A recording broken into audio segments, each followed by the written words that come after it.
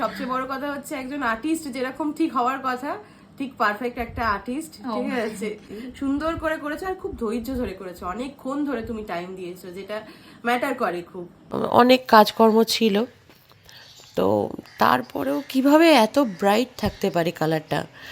As a mehndi artist আমাদের কাছে সবথেকে ভয়ের জিনিস কি জানেন তো, মেহেন্দি তো করিয়ে এলাম, খুব সুন্দর পরিয়েছি, নো ডাউট, ক্লায়েন্ট খুব খুশি ডিজাইনে, কিন্তু কালারটা কি ভালো আসবে, সেটা যদি খারাপ আসে, সেটা যদি কম আসে, সব থেকে ভয় কিন্তু সেখানেই।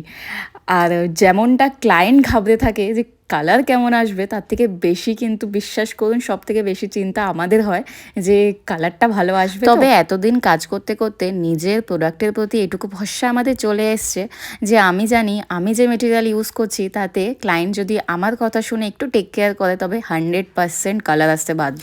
কিন্তু আমাদের মতো আর্টিস্টদেরকে এটা প্রচুর ফেস করতে হয় যে অনেক রিকোয়েস্ট করার পরেও ক্লায়েন্ট আমাদেরকে মেহেন্দি স্টেনের ফটো দিতেও ভুলে যায়, ভিডিও করতেও ভুলে যায়। আমরা কিন্তু এখন চাওয়াও ছেড়ে দিয়েছি, বলাও ছেড়ে দিয়েছি। আমরা জানি যে তারা প্রচুর বিজি থাকে, তাই হয়তো পেরে উঠতে পারে। তবে আমার এই ক্লায়েন্টটি যে এত সুন্দরভাবে আমাকে একটা সারপ্রাইজ দেবে আমি সত্যি সেটা ভাবতে পারিনি। তো চলো আগে রিভিউটা শুনে নিই যে দিদির কাজ কেমন লাগলো। তো দিদি আমার কাজ কেমন লাগলো বলো।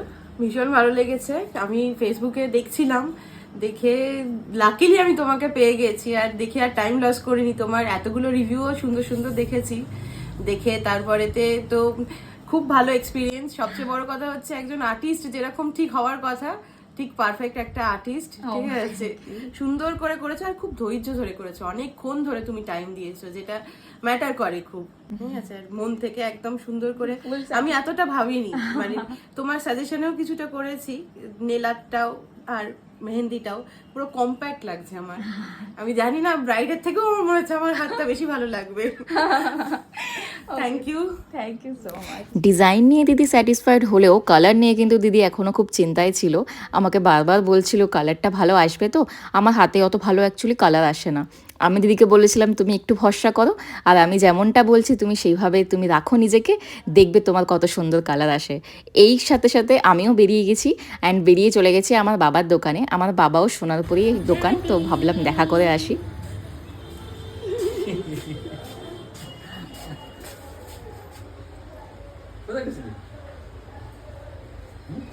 কাজে এই ঘাসিয়া ওখানে।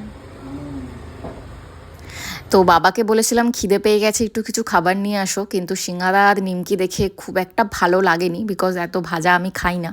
তবে চলো এটাই খেয়েছি, অ্যান্ড তারপর বাড়ি চলে গেছি। তবে ভিডিওটা কিন্তু এখানেই শেষ নয়, ভিডিওটা শেষে একটা চমক আছে।